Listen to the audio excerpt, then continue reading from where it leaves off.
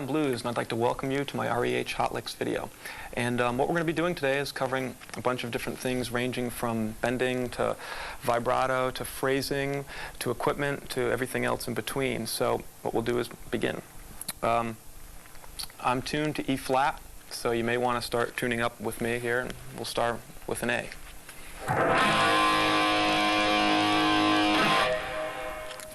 Okay. There's a couple different things I'd like to cover. First thing I'd like to point out is I'm going to show you the ways that I do things and the ways that kind of works for me. But let's keep one thing in mind, which is I don't really believe there is a right or wrong way, just simply a way to get the desired result that you'd like. So with that in mind, I'm going to show you my way and my approach to the guitar and kind of how I learned and the right and wrong things that I do. And it's ultimately going to be up to you to kind of take this knowledge and make it into your own thing. Like I said, as long as you get the end result, that's all that really matters.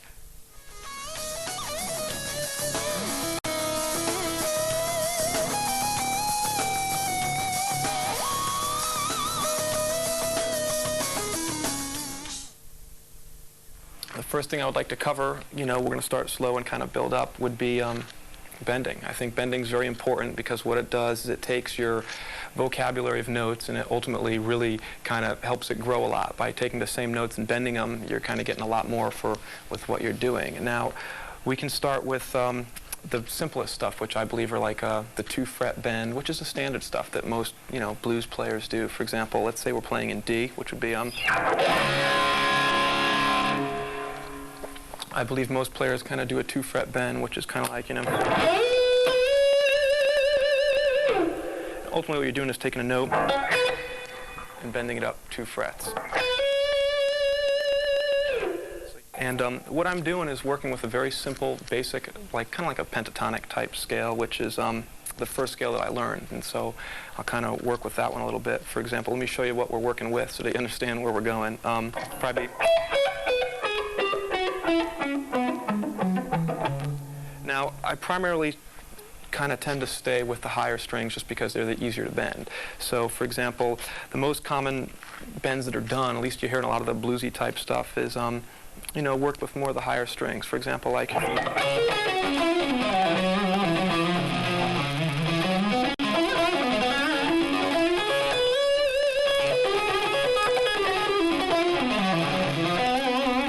or kind of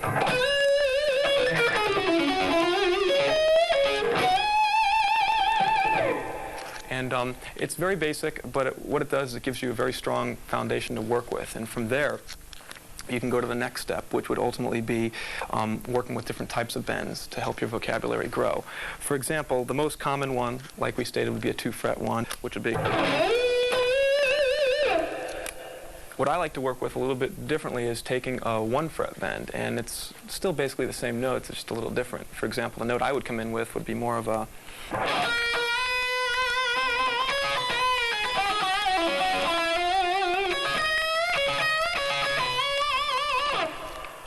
So by taking and doing 1/2-fret bends, you're going to ultimately work with the same basic notes, just get a lot more out of it.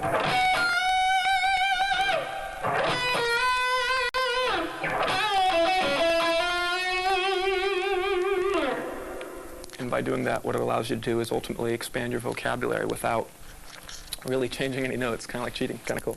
Another thing I like to work with, which you can also keep in mind, is also working with kind of like not necessarily a full fret or a 2-fret or a 1-fret, kind of working with like a 1/2-fret, which is ultimately something that guys like Beck did, and a lot of players like that. And ultimately, you're taking a note. Let's say this note here would be. You can take it and get more than just, You can kind of get everything in between, like a.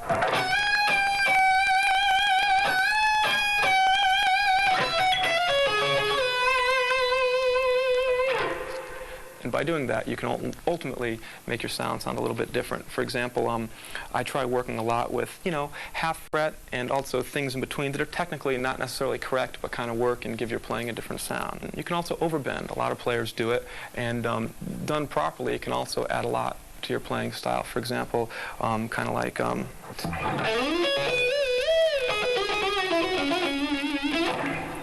By taking that note and overbending. once again, it's not necessarily any different notes you're working with, just a different application of bending. Now, I think bending is very important because ultimately what it allows you to do is just, make a standard scale sound a little bit different, which also brings me to the next step, which is kind of like your vibrato. I think the vibrato is very important because it really helps separate a lot of guitar players. I mean, you have to keep in mind that, a guitar is basically, some frets and 6 or 7 strings, depending on which one you have, and a couple pickups, and you have to realize that all your favorite players sound totally different. And it's not because they have anything special or do anything differently. It's simply a matter of fact that, they take what they do and do it differently. So I think it's kind of up to you to kind of focus on how you're doing what you're doing rather than trying to figure out what everybody else is. For example, I think the vibrato is very important because the same note, vibrato 2 different ways with 2 different sounds, it's like 2 totally different feels. For example, I can take this note here and make it almost like a ballady type feel, like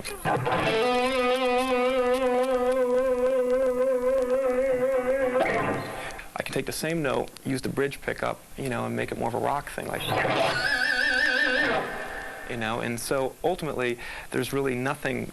The note's not different, it's just how you did it. For example, a lot of the blues players have been doing this lick, you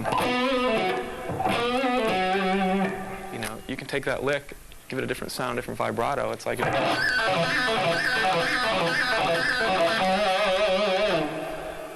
the lick didn't change any. It's basically just the way I played it. So keep in mind, it's all at your fingertips. It's simply a matter of you as a player deciding, what comes the most natural and getting your own sound out of it. Also, in regards to vibrato, there's a couple different ways to achieve, getting the vibrato that, you're going to choose to be the one you're going to work with.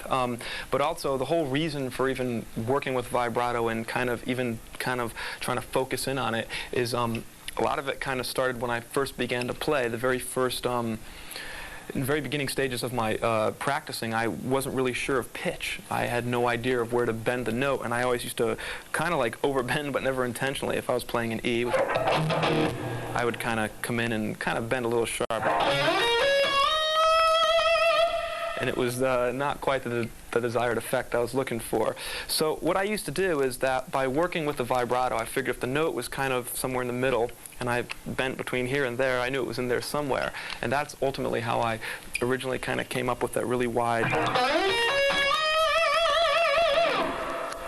And that's ultimately how I developed it, by working with kind of covering myself. So that's how I developed a wide vibrato, and that's why I use, for my playing style. And some exercises to work with depends on, how you want to achieve your vibrato.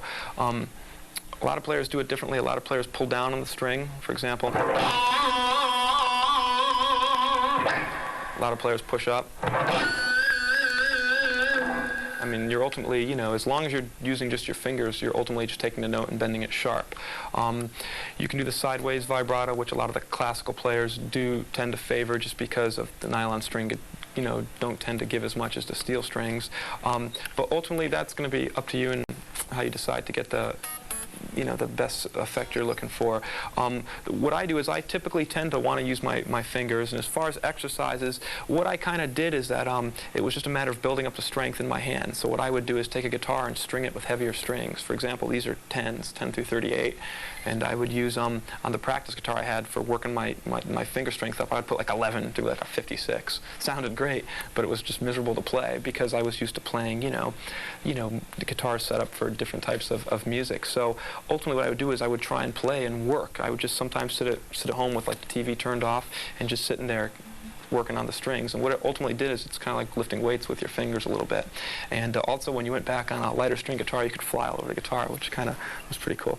And so these are things I think you can kind of work with in order to help, hone your vibrato chops up. And like I said, I use my fingers, and a lot of my sound comes from my right hand versus my my left hand versus my right hand, just due to the fact that I tend to get a lot of my sound,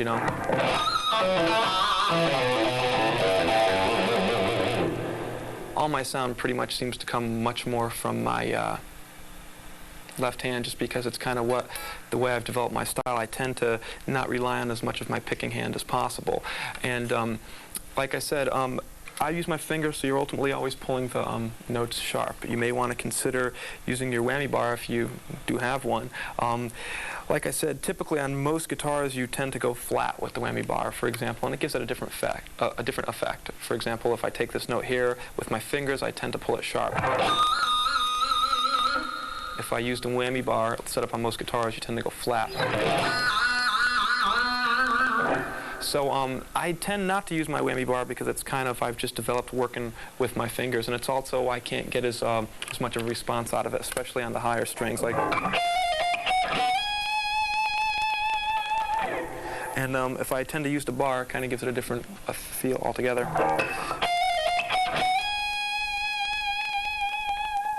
So I tend to kind of favor the hands for sure. You can pull sharp with the whammy bar if you choose to. For example, a lot of effects are, to give it a different effect. I tend probably not to favor that as much, with the exception of pulling up on harmonics like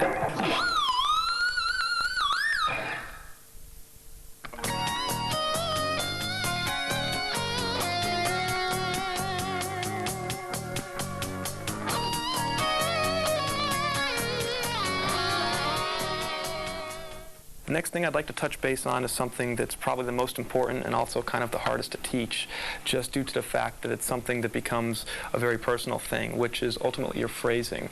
And the licks you're playing are ultimately only as good as they're kind of set up to be. For example, if you're playing on a fast song, everybody expects you to play fast.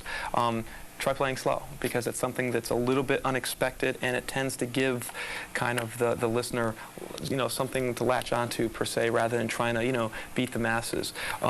So a lot of the phrasing, like I said, is going to have to do with your rhythm and the way you phrase stuff. I learned a lot from watching drummers play. From watching drummers, I realized they only had a certain amount of things to hit, yet they could play extended periods of time without repeating themselves. So I like to kind of, work with setting up the lick.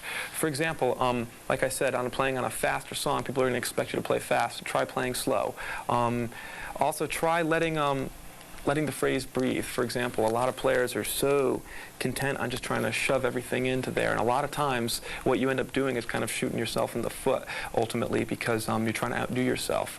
And if you give people too much of a good thing, ultimately what they do is kind of just lump it all together, and it's expected of you. So what you can do to kind of save yourself a little bit of trouble is when you're playing, try purposely kicking back and try letting the note do the work per se, or letting the phrase do the work. If I'm playing in E, and everybody expects me to be, if I'm playing over, let's say, a standard progression, kind of like I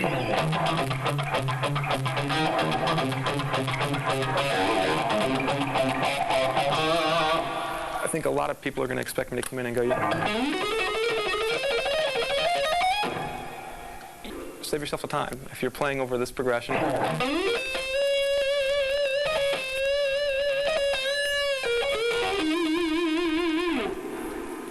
okay, and I think what you should also try doing a lot of times, and I kind of do this a lot, almost by using my fingers, is that when you're working on your phrasing, try incorporating a little bit of rhythm into it.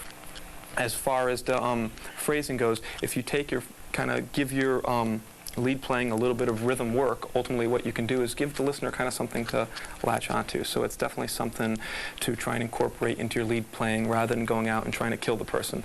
Let the notes breathe. There's nothing wrong with an extended vibrato,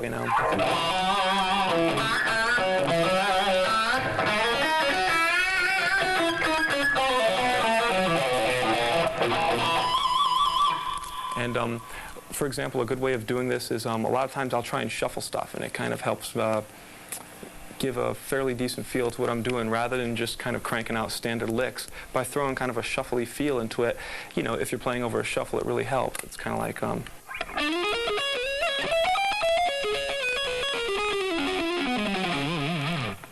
Okay, and ultimately, to sum up phrasing as best I can, I hate to tell you this, but ultimately the only way you're really going to get your own sound is you kind of have to put in the time and practice up and get your own thing. It's something that you kind of have to figure out on your own, because it's such an individual thing. I mean, players, for example, like Ritchie Blackmore, I really liked his phrasing. I thought it was a very unique way of phrasing, and And no matter how hard I tried to copy, I just never could because it was always his own unique thing. And so the reality is it's something you really have to develop on your own and put the most time in. But it's something to definitely be conscientious of because it really helps define your sound as an individual player.